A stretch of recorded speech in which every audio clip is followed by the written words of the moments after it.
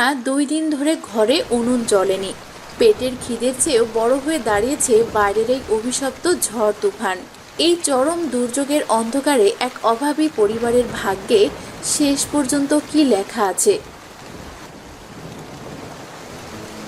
চালের পাতিলটা তো পুরো শূন্য হয়ে গেছে।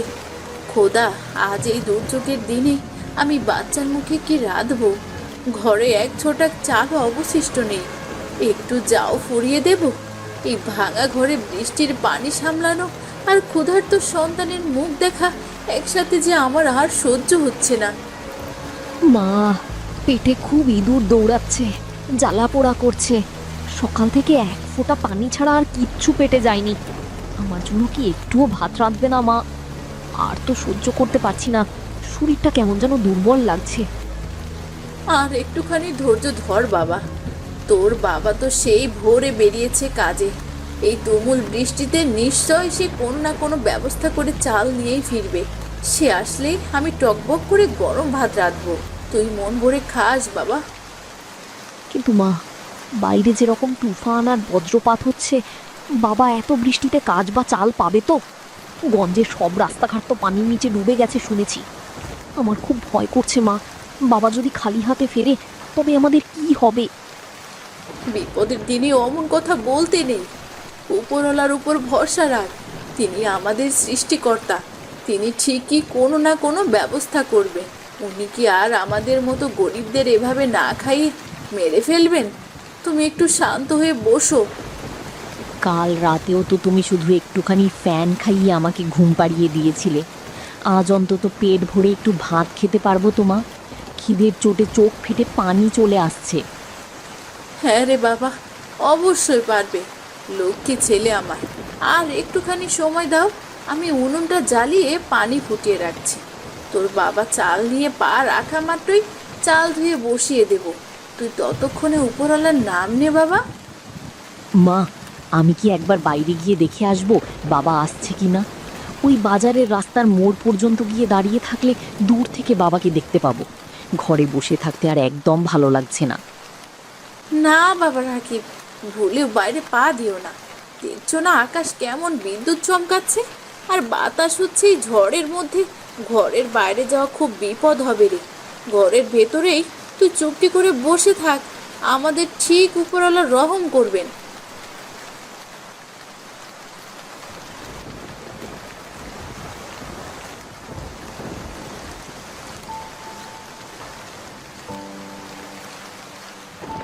মোড়ল ভাই, দোহাই আপনার, আজকের দিন মজুরের কোনো কাজ হবে কিনা একটু দেখুন না।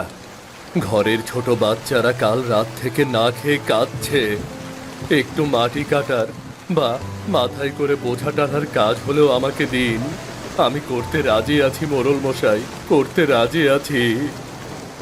এই মিয়া, মাথা ঠিক আছে তোমার? এই ঝড় তুফানের মধ্যে কিসের কাজ দেব তোমারে? দেখছো না চারদিকে রাস্তাঘাট ডুবে বেচা কেনা পুরো বন্ধ হয়ে আছে। দোকানদাররাই ঘরে বসে আছে, তোমারে কাজ দিয়ে আমি মজুরি দেবো কোত্থেকে? আজ কোনো কাজ নেই, বাড়ি যাও। ভাইরে, আল্লাহর ওয়াস্তে আমাকে এভাবে ফিরিয়ে দেবেন না। অন্তত 2 কেজি চাল কেনার মতো কিছু পয়সা আজ আগাম দিন। আমি খোদার নামে কসম খেয়ে বলছি, কাল রোদ উঠলে এসে আপনার দোকানের সব কাজ একাই করে দিয়ে যাব। আজ পরিবারটাকে বাঁচানোর জন্য সাহায্য করুন। আরে রাখো তোমার কালকের কসম আর কাজ। নিজেরই যেখানে চাল কেনার পয়সা জুটছে না এই মন্দায়, সেখানে তোমারে আমি আগাম টাকা দেবো কোন দুঃখে? অন্য পথ দেখো মিয়া। সকাল সকাল দোকানের সামনে দাঁড়িয়ে মেজাজ খারাপ করো না তো, যাও এখান থেকে।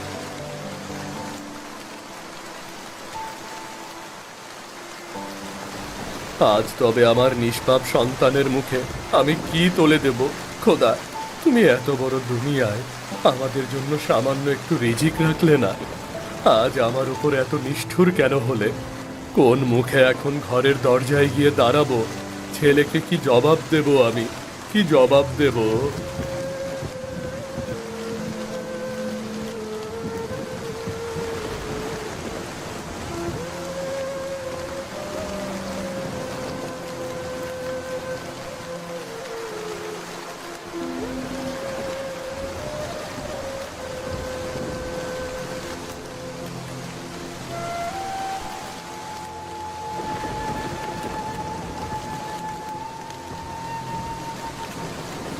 ঘরের এক কোণে এই পুরনো কাপড়ের নিচে শেষ মুঠো চালটুকু লুকিয়ে রেখেছিলাম বিপদের জন্য।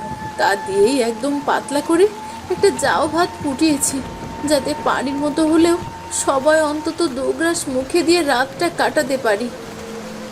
মা, এতটুকু পাতলা ভাতে তো আমাদের কারেরই পেট ভরবে না। এ তো ভাত না, এ তো পুরো ঘোলা পানি দেখা যাচ্ছে। এইটুকু খেয়ে আমরা সারা রাত কিভাবে থাকবো মা? আমার পেট তো এখনো চোঁ করছে। আজ এইটুকুই অমৃত করে খেয়ে নাও বাবা। আমাদের ভাগ্যে আজ এই সামান্য জিনিসটুকুই লেখা ছিল। তুমি খেয়ে হাত ধুয়ে শুয়ে পড়ো। কাল সকাল হলে আমি আবার খুব ভোরে সবার আগে কাজের খোঁজে বের হব। যেভাবেই হোক চাল আমি আনবই আনবো। কিন্তু বাবা, তুমি কেন খাচ্ছ না? তোমার থালায় তাকিয়ে দেখো, ওখানে তো কোনো ভাতই নেই, শুধু ভাতের ফ্যানটুকু পড়ে আছে। তুমি না খেয়ে থাকলে আমার গলা দিয়ে তো ভাত নামবে না বাবা। আজ তো বাজার থেকে আসার পথে মোড়ের দোকানে একটু মুড়ি আর চা খেয়ে এসেছি বাবা। আমার পেট পুরো ভরা আছে, তুমি কোনো চিন্তা করো না। জলদি খেয়ে নাও কেমন? আপনি নিজে সারাদিন এভাবে না খেয়ে ভিজলেন, এখন একটু মুখে না দিলে কাল শরীরে জোর পাবেন না। অন্তত 2 চামচ মুখে দিন, নইলে কাল তো পা বাড়াতে পারবেন না রাস্তায়। আমার গলায় আজ কোনো অন্ন নামবে না। আমার নিজের কলিজার টুকরো সন্তান যখন খিদের জ্বালায় আতপেটা খেয়ে ঘুমাচ্ছে, তখন আমি বাপ হয়ে কিভাবে গিলে খাবো? ওপরওয়ালা ভরসা, পানি খেয়ে রাতটা কেটে যাবে। তুমি রাকিবকে খাওয়াও।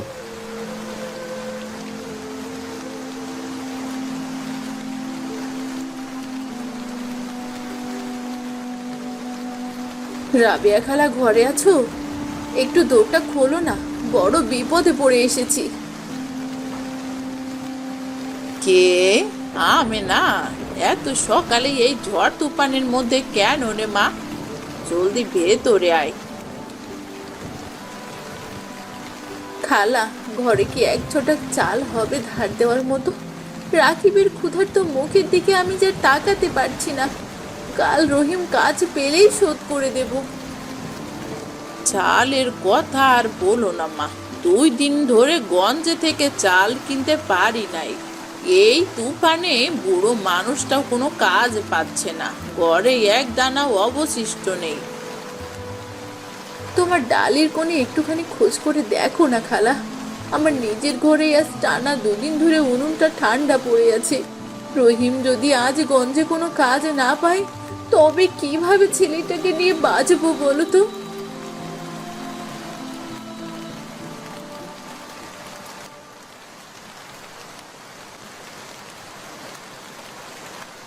পাতিল পুরো শুকিয়ে কাঠ। এই অবিরাম দুর্যোগে আমাদের মতো গরিবকে কে কাজ দেবে?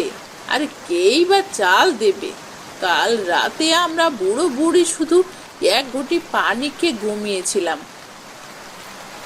তোমরাও সারা রাত শুধু পানি খেয়েছিলে খালা?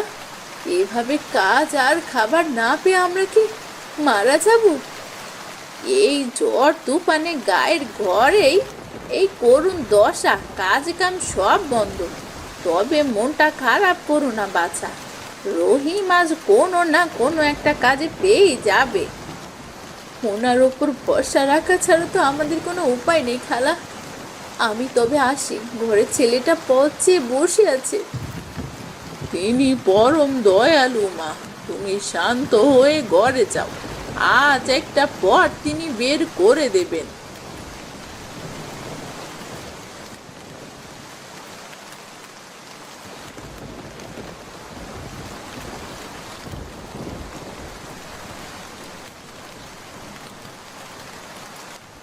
বাবা, আমার খুব ভয় করছে গো।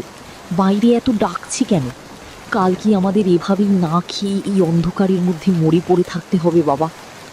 ছি বাবা রাকিব, অমন অলক্ষণে কথা মুখে আনতে নেই। আল্লাহ পাপ দেবেন। মনটা শক্ত করো বাবা, আমরা তো আছি তোমার পাশে। এই পুরো গ্রামে কি এমন কোনো মানুষ নেই যে আমাদের একটুখানি চাল দিয়ে সাহায্য করতে পারে?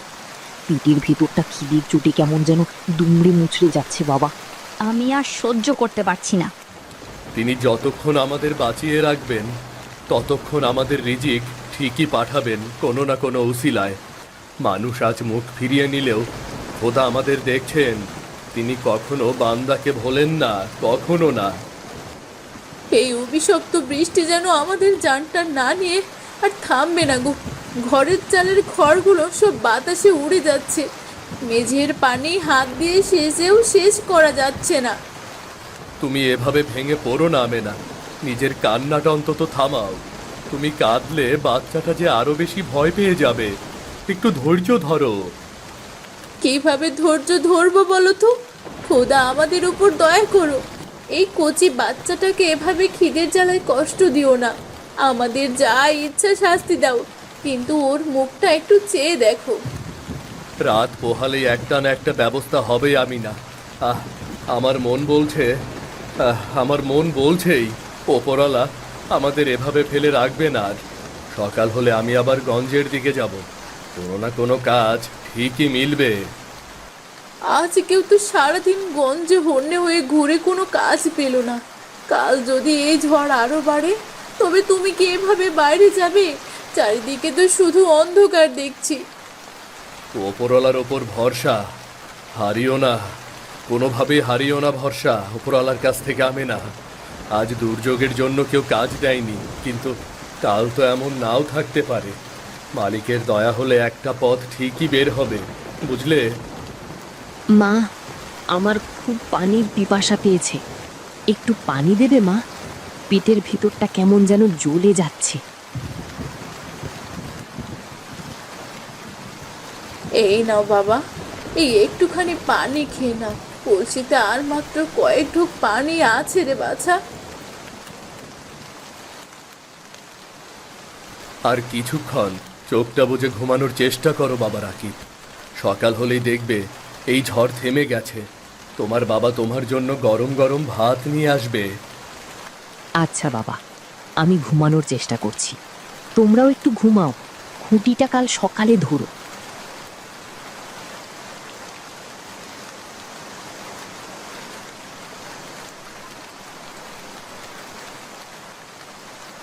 রহিম বাবা, এত সকালে মুখটা অমন মলিন করে দাওয়ায় বসে আছো কেন?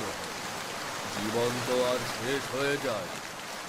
এত ভেঙে পড়ো, চারদিকে তাকিয়ে দেখো, ওপরওয়ালার বিশেষ রহমত ডাকছে বা। কিসের রহমতের কথা বলছেন করিম চাচা? ঘরের পাতিল পুরো শূন্য, একদানা চাল নেই। রাকিব খিদের জ্বালায় সারা রাত ছটফট করে ঘুমাতে পারেনি। আমি তো চারদিকে শুধু অন্ধকার, অন্ধকার আর অভাব ছাড়া কিছুই দেখছি না। আরে হৃদয়ে তার খবর রাখবো, পুরো মানুষের অভিজ্ঞতা তো আর ফেলনা। আর একটুখানি বৃষ্টি হলেই তো মাঠের পাশের ওই মস্ত বড় ডোবাটা আর নিচু ধান ক্ষেতগুলো পুরো উপচে ভেসে যাবে। তখনই বুঝবে ওপরওয়ালার কুদরত কি জিনিস।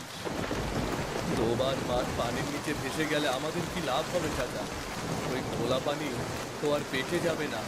আমাদের তো এখন দরকার চাল, বাচ্চাদের খিদে মেটানোর জন্য দুমুঠো অন্ন দরকার। পানি দিয়ে কি হবে? পুরে মেওয়া ফলে বাবা। আবার কথাটা মিলিয়ে দিও তো। একটু ধৈর্য ধরে অপেক্ষা কর। প্রকৃতি যখন সব কেড়ে নেয়, তখন নতুন কিছু ফিরিয়েও যায়। ওপরওয়ালা যা করেন সব মঙ্গলের জন্যই করেন। ওনার দান কখনো বৃথা যায় না।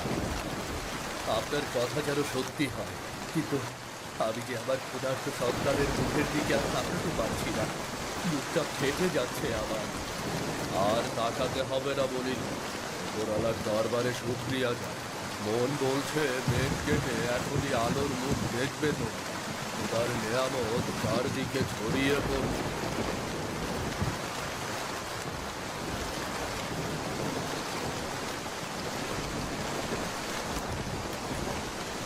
ওরে কে কোথায় আছিস? বের হয়ে আয়, ডোবা ভেসে গেছে, মাঠের পানি উপচে আইল বেয়ে মাছ নামছে রে।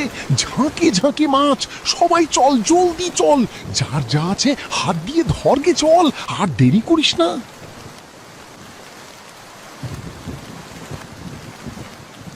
আমেনা, শুনছো?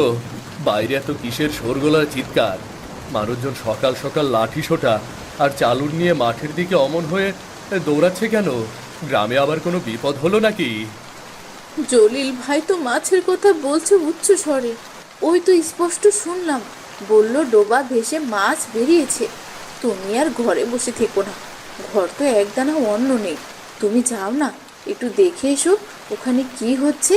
যদি দু একটা মাছ পাও তো। বাবা, বাবা, আমিও যাব তোমার সাথে মাছ ধরতে। আমি কাদার মধ্যে নেমে মাছ হাত দিয়ে ধরবো। চলো না বাবা, গ্রামের সব ছেলেরাও তো যাচ্ছে। না রাকিব, তুই এখন ছোট, কাদার মধ্যে যাস না। ঘরের ভেতরে মায়ের সাথে থাক। আমি না, গামছাটা দাও। আমি আর এক মুহূর্ত দেরি না করে ওদিকে যাই, দেখি দেখি ভাগ্যে কি আছে।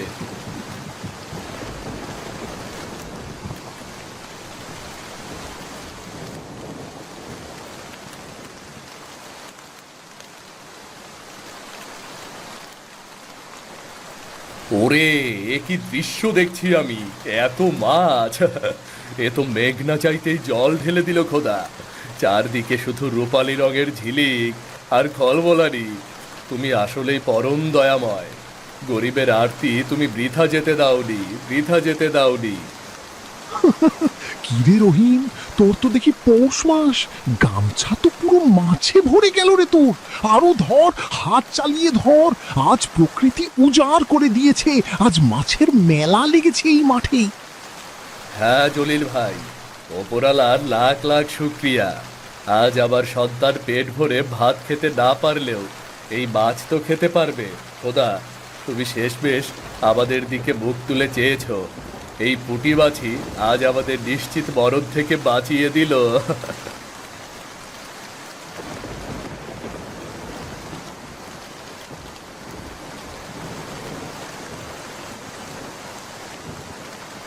মা, মাগো জলদি বাইরে এসো।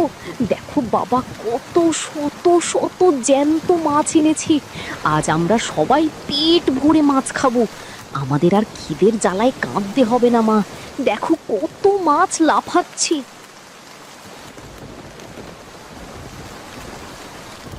ও মা, এক ছুটে এত মাছ তুমি কই থেকে ধরে আনলে গো? ও তো পুরো এলাহি কাণ্ড দেখছি। আল্লাহ সত্যি আমাদের মতো মিসকিনের ডাক এত তাড়াতাড়ি এইভাবে শুনবেন তা তো ভাবতেও পারিনি। আরে, দাঁড়িয়ে দাঁড়িয়ে কথা বলে সময় নষ্ট করো নামে না। জলদি বাটিটা নিয়ে বসে পড়ো। করিম চাচার কথায় আজ অক্ষরে অক্ষরে সত্যি হলো গো। ডোবা উপচে খোদার নেয়ামত আমাদের ওঠানে এসে হাজির হয়েছে।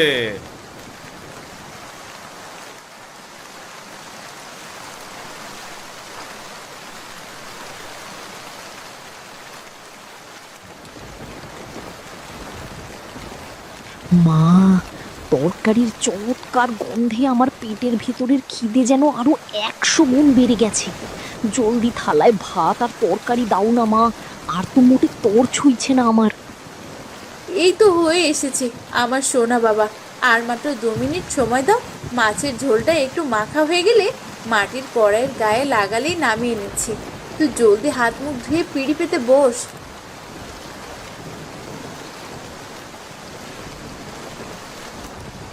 নাও আমার লক্ষ্মী বাবা, এবার মনের সুখে পেট ভরে খাও।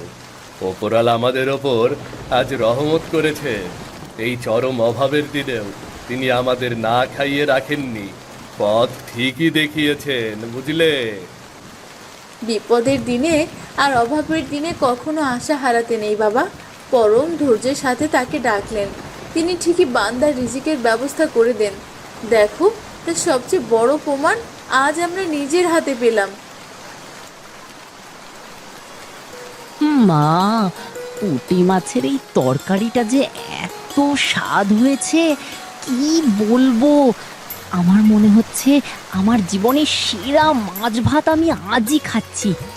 এত স্বাদ আমি আর কোনো দিন পাইনি মা।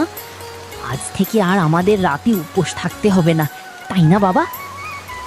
হ্যাঁ বাবা, আজ আমরা সবাই তৃপ্তি করে পেট ভরে খাবো। ওপরওয়ালা আমাদের সহায় আছেন, আমাদের কোনো ভয় নেই। তুমি আনন্দ মনে খাও, কেমন? আনন্দ মনে খাও।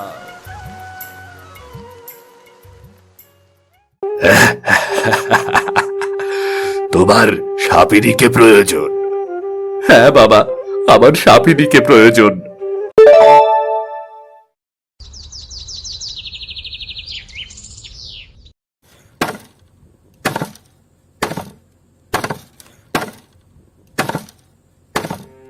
ওহ, এভাবে কাঠ কেটে আর পোষায় না। খাটুনির পরে খাটুনি, তার উপর কটা টাকাই বার দেয়। এদিকে ছুটকি কতদিন ধরে বায়না ধরেছে তার একটা নতুন জামা চাই। গরিবের জীবনে কি আর শান্তি আছে?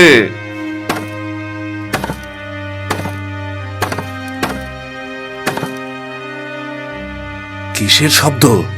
শব্দ শুনে তো মনে হচ্ছে কেউ হাঁটছে। কারো পায়ের আওয়াজ শুনলাম মনে হলো।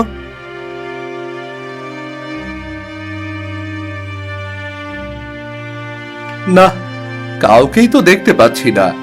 মনে হয় আমার মনের ভুল। যাকগে, কাজ শুরু করি, তাড়াতাড়ি কাজ শেষ করতে হবে। রৌদ্র আবারও কাজ শুরু করলো। কিছুক্ষণ পর সে আবার কিছু শব্দ শুনতে পেল। এবার পেছনে তাকিয়ে দেখলো তার বন্ধু জয় দাঁড়িয়ে আছে। আরে জয়, তুই কখন এলি? যাক, ভালো হয়েছে। এখন আয়, আমার সাথে হাত লাগা। এখনো অনেক কাঠ কাটা বাকি। কাঠ কাটবো? আমি কাঠ কাটবো? হঠাৎ জয় কোড়ালটা নিয়ে রৌদ্রকে মারার জন্য তেড়ে এলো। রৌদ্র আতঙ্কে দুহাত মুখে রেখে চিৎকার করে উঠল। না না না না না! আরে বাহ, কি সুন্দর বনফুল!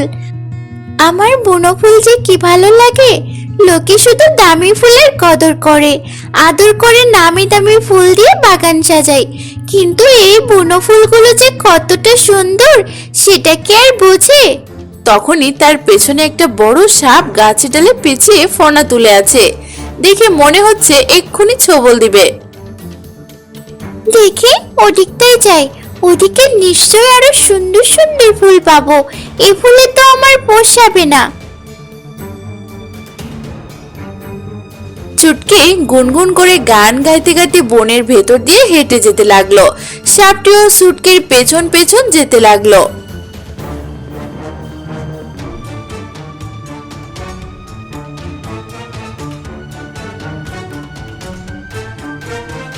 ইস, একটুর জন্য হাতটা ফসকে গেল, সাপটাকে মারতে পারলাম না। তুই সাপ মারতে যাচ্ছিলি?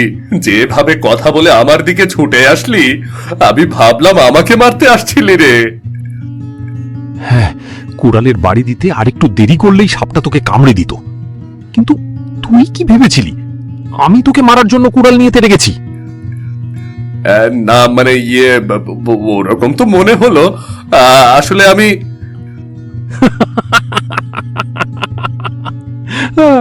আমি তোকে মারবো কেন?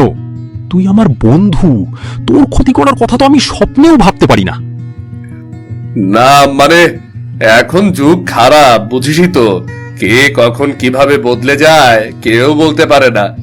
আমি আসলে খুব ভয় পেয়েছিলাম। ভয়ে আবোল তাবোল কি সব বলেছি নিজেও বুঝতে পারছি না। আরে ব্যাপার না, ভয় পেলে মাথা এমনই এলোমেলো হয়ে যায়। তবে তুই এইটুকু বিশ্বাস রাখতে পারিস, আমি কখনো তোর কোনো ক্ষতি করব না। আমি জানি সেটা। তুই আবার কথায় কিছু মনে করিস না বন্ধু। আরে না না, আমি কিছু মনে করিনি।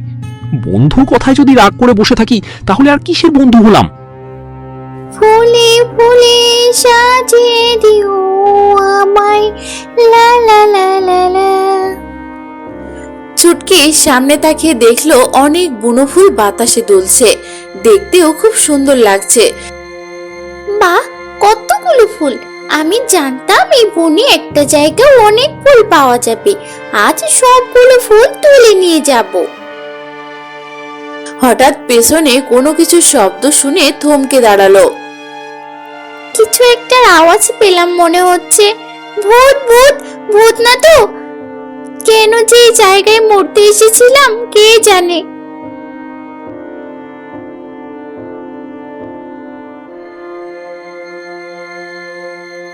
একে একে আশ্চর্য কাণ্ড! এত সুন্দর ফুল, আমি তো এত সুন্দর ফুল আগে কখনো দেখিনি। এত ফুল কে রেখে গেল? নিশ্চয় বনপুরি। বনপুরি, এদিকে একবার যদি তোমাকে দেখতে পেতাম।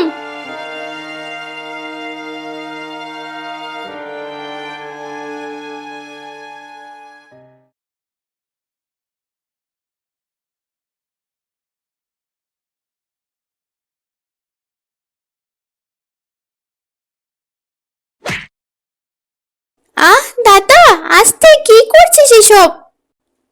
সারাদিন তো এই এক ফুল দিয়ে মালা গাঁথিস, তোর কি আর কোনো কাজ নেই? আর কি কাজ করব? সব তো তুই করিস। আচ্ছা, তুই খাওয়া দাওয়া করেছিস? না, এখনো খাইনি। ফুলের মালা পরে ফুলবানু সেজে ঘুরলে হবে, খাওয়া দাওয়া করতে হবে না? খাবো তো, এক্ষুনি যাচ্ছি। হ্যাঁ হ্যাঁ, তাই যা, আমার কত কাজ পড়ে আছে। দাদা, তুই না বলেছিলি আমাকে একটা নতুন জামা কিনে দিবি? কবে দিবি বলতো? দেব দেব, একটু অপেক্ষা কর, নিশ্চয়ই দেব। তোর সব ইচ্ছে আমি পূর্ণ করব।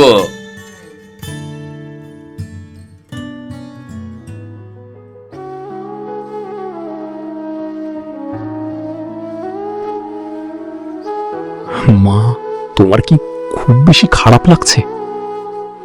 না রে বাবা, আমাকে নিয়ে আর ভাবিস না, আমি সুস্থ আছি। তুই খেয়েছিস? হ্যাঁ মা, আমি খেয়েছি। তুমি ভেবো না মা, আজ মোড়লের কাছ থেকে টাকা পেলেই আমি তোমাকে বড় কবিরাজ দেখাবো। আমাকে বড় কবিরাজ দেখাতে হবে না বাবা, আমার সময় তো শেষ হয়ে এসেছে। কদিনই বা আর বাঁচবো, তুই বরং নিজের কথা ভাব। কি যে বলো না তুমি মা, তুমি আরো 100 বছর বাঁচবে। হ্যাঁ, আমি যাই, কাজে বের হই, তুমি বিশ্রাম নাও।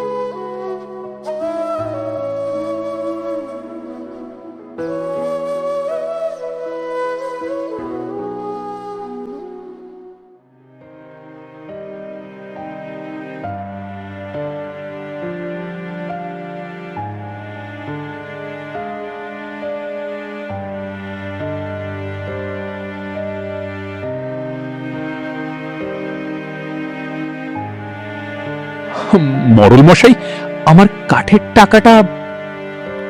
আরে জয়, তোমার কাঠের টাকা তো রুদ্র নিয়ে গেছে, বলল তোমাকে নাকি ও দিয়ে দেবে। আমারও একটু তাড়া ছিল, তাই ওর হাতেই দিয়ে দিয়েছি। রুদ্র নিয়ে গেছে? আচ্ছা ঠিক আছে, আমি বরং রুদ্রর কাছেই যাই।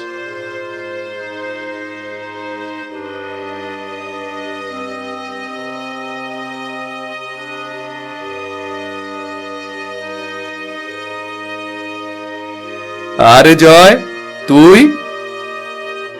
রুদ্র, মরল মশাই বলল তুই নাকি আমার টাকাগুলো নিয়ে এসেছিস। আমার টাকাগুলো দিয়ে দিলে ভালো হতো।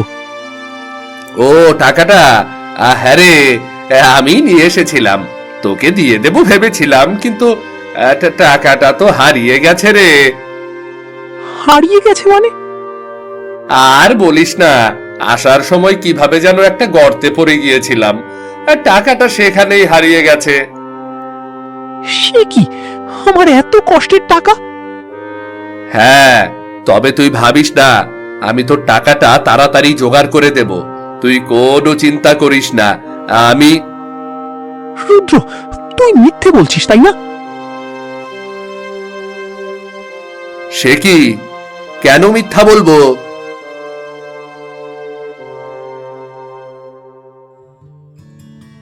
দাদা, এই জামাটা কি সুন্দর আর কত দামি, আমার খুব পছন্দ হয়েছে দাদা। ছুটকি, তুই তুই যা, ভেতরে যা, ভেতরে গিয়ে জামা দেখ। দাঁড়াও দাঁড়াও, জয় দাদাকে আমার নতুন জামা দেখাই। জয় দাদা, আমার জামাটা খুব সুন্দর হয়েছে না? আজ দাদা বাজার থেকে এনে দিয়েছে। ছুটকি, তুই ভেতরে যা। ওহ, খালি ভেতরে যা ভেতরে যা করে, একটু জামাটা দেখাচ্ছিলাম তো। রুদ্র, রুদ্র, তুই আমার টাকা দিয়ে ছুটকির জন্য দামি জামা কিনেছিস, তাই না? জয়, আমার কথা শোন। আমি কিছুই শুনতে চাই না। ওই টাকাটা আমার মায়ের চিকিৎসার টাকা ছিল, তুই টাকাটা আমাকে বলেই নিতিস। জয় শোন, আমি আসলে... তুই আমার বিশ্বাস ভেঙেছিস রুদ্র। তুই রাগ করিস না, আমার কথা শোন। আমি তোর টাকাটা জোগাড় করে দেব, আমায় একটু সময় দে।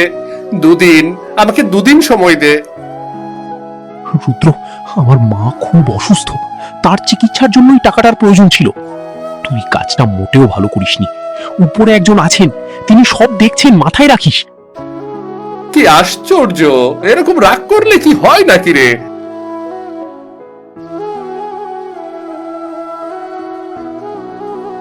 যাকে ভালো হয়েছে, আমি বা টাকাগুলো কোথা থেকে ফেরত দিতাম। জয় রাগ করে চলে গেছে, ভালোই হয়েছে। মাঝখান থেকে ছুটকির জামাটা তো কেনা হয়ে গেল। আহা!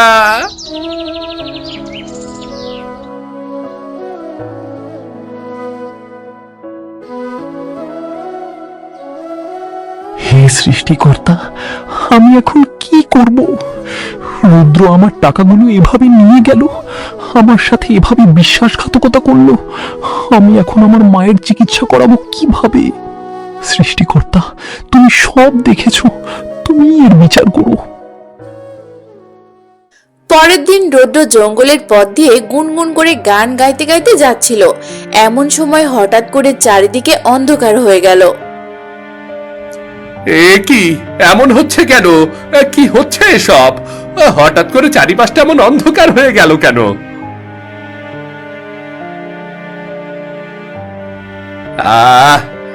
এসব কি? আমাকে ছাড়ো, বাঁচাও! কে কোথায় আছো? বাঁচাও, আমাকে বাঁচাও! রুদ্র, তুমি মানুষ হয়ে মানুষের বিশ্বাস ভেঙেছ, জয়ের টাকা চুরি করেছ, এর শাস্তি তোমাকে পেতেই হবে। সাধু বাবা, আমি তো জয়ের টাকা ফেরত দিয়েই দিতাম। তুমি কি সত্যি জয়ের টাকা ফেরত দিয়ে দিতে? তোমার কি সেটাই ইচ্ছে ছিল? তোমার বোন কি তাই বলে? আমি সাধু বাবা, আমি... সৃষ্টিকর্তা কিন্তু সবার মনের কথা জানেন।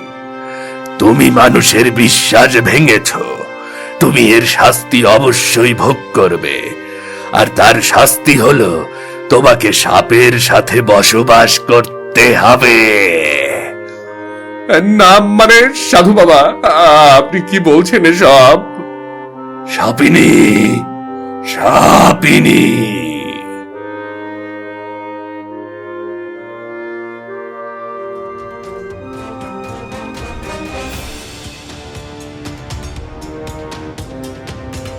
এর সাথেই তোমার সংসার করতে হবে। সৃষ্টিকর্তা যেদিন তোমার উপর সন্তুষ্ট হবে, সেদিন তুমি এই সাপের হাত থেকে মুক্তি পাবে। না, এ হতে পারে না। আমি কিছুতেই একটা সাপের সাথে সংসার করতে পারবো না, কিছুতেই না, কিছুতেই না। তোমার মৃত্যুর চেয়ে অনেক ভালো এই সাপের সাথে সংসার করা। মৃত্যু? না না না না, আমি রাজি, আমি রাজি। তাহলে যাও, সাপের সাথে সংসার করো। সাধু চলে গেল। রৌদ্রকে গাছের লতাগুলো মুক্ত করে দিল। রৌদ্র হতাশ চোখে সাপের দিকে তাকিয়ে থাকলো। এ আমাকে কেমন অভিশাপ দিল সাধু বাবা? এই সাপের সাথে আমি সংসার করব কিভাবে? এই যা যা যা যা যা যা যা যা যা যা।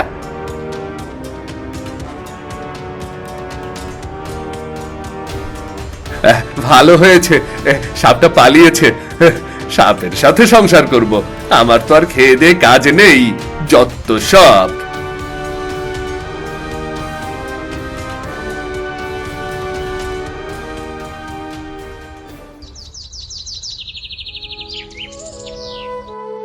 রৌদ্র বাড়ি ফিরে এলো। সে দেখলো চুটকি উঠানে পড়ে আছে।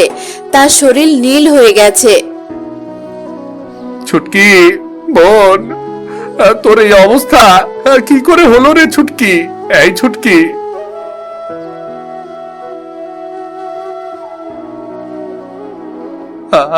আরে এই সাপটা, এই তো সেই সাপটা। কিন্তু সাপটা এখানে কি করে এলো রে? তুমি আমার হাত থেকে মুক্তি পেতে চাও? এভাবে আমাকে তাড়িয়ে আমার সাথে সংসার না করলে তোমার মুক্তি নেই। সাধু বাবার অভিশাপ এত সহজ না, বুঝেছো মূর্খ মানব? তুমি যা বলবে আমি তাই করব। দয়া করে তুমি ছুটকিকে সুস্থ করে দাও। বেশ, তবে মনে রেখো, এবার যদি কথা নড়চড় হয় তবে কিন্তু তোমার নিস্তার নেই।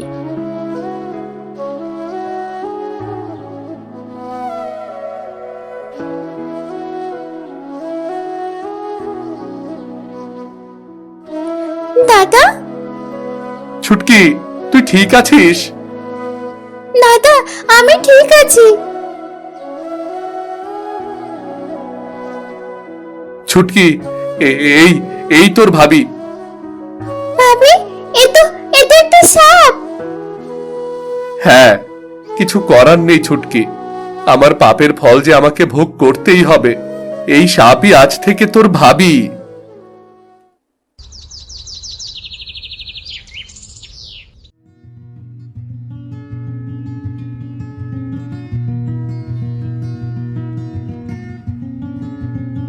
ছুটকি ঘরের বাইরে এসে দেখলো উঠোনে অনেক ফুল।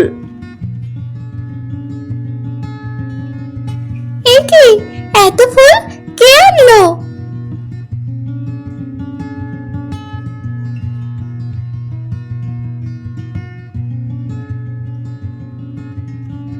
কি আশ্চর্য! তার মানে সেদিন জঙ্গলে তুমিই ফুলগুলো রেখেছিলে। তোমাকে অনেক ধন্যবাদ শাবিনী ভাবি। রুদ্র, আমাকে কেমন লাগছে? আমি আজ ফুল দিয়ে সেজেছি, দেখো। খুব সুন্দর লাগছে। সুন্দর লাগছে না ছাই লাগছে? হলো যার সাপ, আর তার কত ঢং, বিশ্ব সুন্দরী লাগছে, একেবারে যত সব। শোনো না, আজ আমাকে একটু নিয়ে বেড়াতে চলো না। এই রে, এখন আবার এই সাহাবটাকে নিয়ে বেড়াতে যাওয়া লাগবে? কি বিপদে পড়লাম রে আমি। চলো না, চলো, আমাকে বেড়াতে নিয়ে চলো। আমি তোমাদের গ্রামটা তোমার সাথে ঘুরে ঘুরে দেখতে চাই। আচ্ছা ঠিক আছে, চলো। রৌদ্র সাপটিকে নিয়ে বাড়ি থেকে বের হলো। সে গ্রামের রাস্তা দিয়ে হাঁটতে হাঁটতে জঙ্গলের ভেতর এলো। তুমি আমায় এই জঙ্গলে বেড়াতে নিয়ে এলে কেন? কেন? গ্রামের থেকে জঙ্গল কত সুন্দর, কি সুন্দর গাছপালা, ফুল, পাখি। দেখো দেখো দেখো। তোমাকে নিয়ে গ্রামে বেড়াবো, আমাকে পাগলে ধরেছে।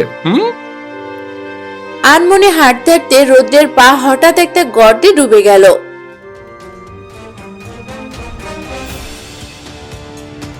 বাঁচাও, বাঁচাও আমাকে, বাঁচাও! চোরাবালি, চোরাবালি আমাকে টেনে ধরছে। বাঁচাও, বাঁচাও! রুদ্র, তুমি উঠতে চেষ্টা করো, আমি তোমাকে সাহায্য করছি।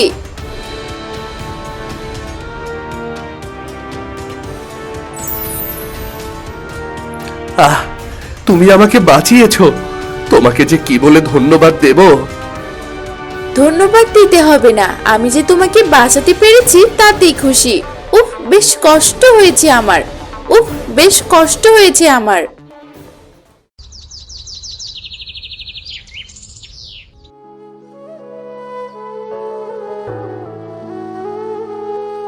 একটা সাপ, একটা সাপ কিনা আমাকে বাঁচালো, কত ভালো একটা কাজ করলো। আর আমি মানুষ হয়ে বন্ধুর টাকা মেরে দিলাম, তাও আবার মায়ের চিকিৎসার টাকা। ছি, লজ্জায় আমার মরে যেতে ইচ্ছে করছে।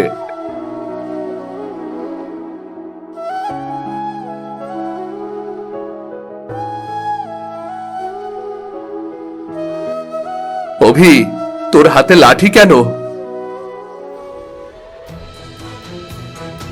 আরে তুমি সরে যাও, সাপটাকে মারতে হবে। না, তুই সাপটাকে মারতে পারবি না। কেন, সাপটা তোমার বউ লাগে নাকি? হ্যাঁ, সাপটা আমার বউ লাগে। যা এখান থেকে। সত্যি সত্যি তোমার বউ নাকি? কাঠুরিয়া ও সাপের সংসার তোমরা দেখে যাও সবাই। তবে রে, ওরে বাবারে, এ তো সত্যি খেপেছে রে। আমি যতদিন আছি তোমার কোনো ভয় নেই, বুঝেছো সাপিনী? কোনো ভয় নেই।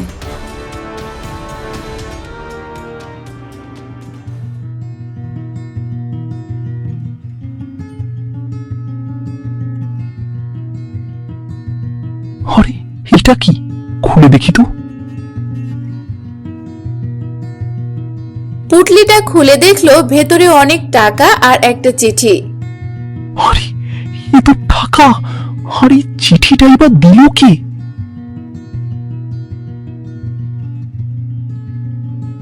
তোর সাথে আমি খুব বড় অন্যায় করেছি, আর আমি আমার ভুল বুঝতে পেরেছি বন্ধু।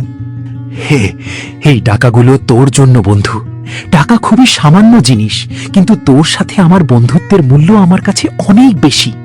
তুই আমাকে ক্ষমা করে দিস। এতেই রুদ্র। আমি তোকে ক্ষমা করে দিয়েছি রুদ্র, ক্ষমা করে দিয়েছি।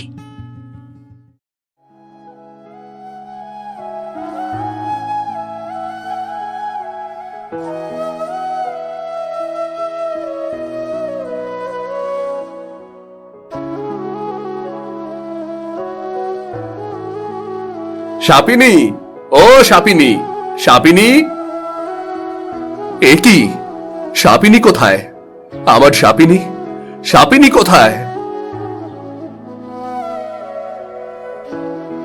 তুমি কাঁদছো কেন? কি হয়েছে তোমার?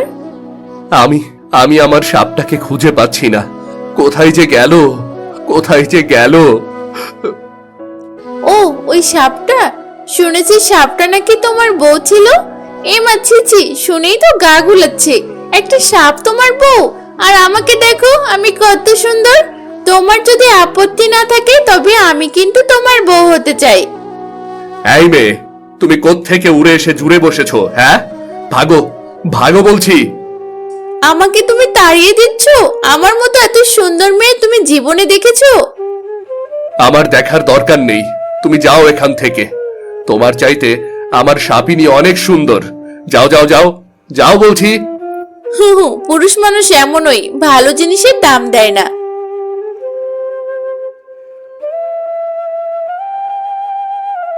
সাপিনী, আমার সাপিনী, তুমি কোথায়? তুমি কোথায়? ফিরে এসো, দয়া করে ফিরে এসো। কোথায় খুঁজবো এখন তাকে আমি? কোথায় খুঁজবো?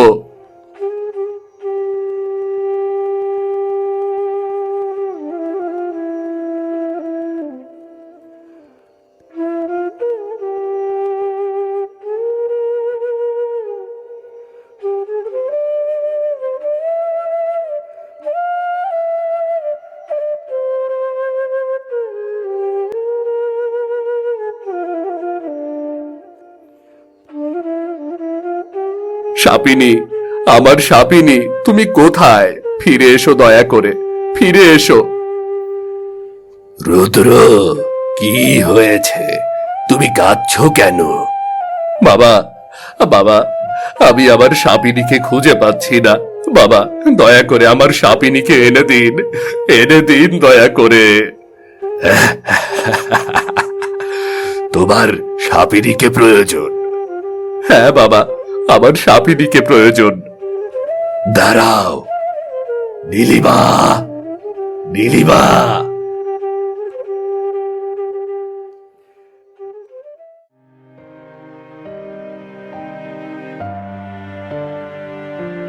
তুমি তোমার সাপিনীকে খুঁজছিলে তো?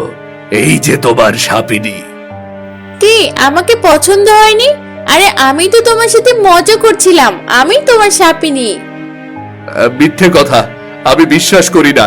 সাধু বাবা, এ তো আবার সাপিনী নয়, এ তো মানবী। এই তোমার সাপিনী। তোমার মতো সেও মানুষ ছিল এবং একই রকম অভিশপ্ত ছিল। অভিশপ্ত? হ্যাঁ, আমি আমার বন্ধুর গয়না চুরি করেছিলাম। আমার বন্ধু গয়নাটা আমার কাছে গচ্ছিত রেখেছিল, কিন্তু আমি লোভে পড়ে গিয়েছিলাম, গয়নাটা ওকে ফেরত দেয়নি। এই পাপ কাজের শাস্তি তো পেতেই হবে, তাই আমি ওকে অভিশাপ দিয়ে সাপ বানিয়ে দিয়েছিলাম। সৃষ্টিকর্তার অনুগ্রহে ও অভিশাপ মুক্ত হয়েছে, আবার মানুষ হয়েছে। তুমি ওকে গ্রহণ করো, ও খুব ভালো মেয়ে, আরো তোমার মতোই নিজের ভুল বুঝতে পেরেছে। হ্যাঁ, আমি আমার ভুল বুঝতে পেরেছি। আসলে মানুষের সাথে বিশ্বাসঘাতকতার ফল কখনো ভালো হয় না। নিজেকে সুন্দরভাবে পরিচালনা করাই আসল মানুষের জীবন লক্ষ্য। আমি বলেছিলাম না, সৃষ্টিকর্তা যেদিন তোমার উপর সন্তুষ্ট হবে সেদিন তুমি এই সাপের হাত থেকে মুক্তি পাবে। দেখো, তুমি সাপের হাত থেকে মুক্তি পেয়ে গেছো। সাধু বাবা সত্যি সত্যি ও আমার সাপিনী? আমার কিন্তু বিশ্বাস হচ্ছে না। হ্যাঁ, এই তোমার সাপিনী। তোমরা আজ থেকে অভিশাপ মুক্ত। যাও, তোমরা সুখে ঘর সংসার করো। এবার আর কাঠুরিয়া ও সাপের সংসার নয়, এবার মানুষের সাথে মানুষের সংসার হবে।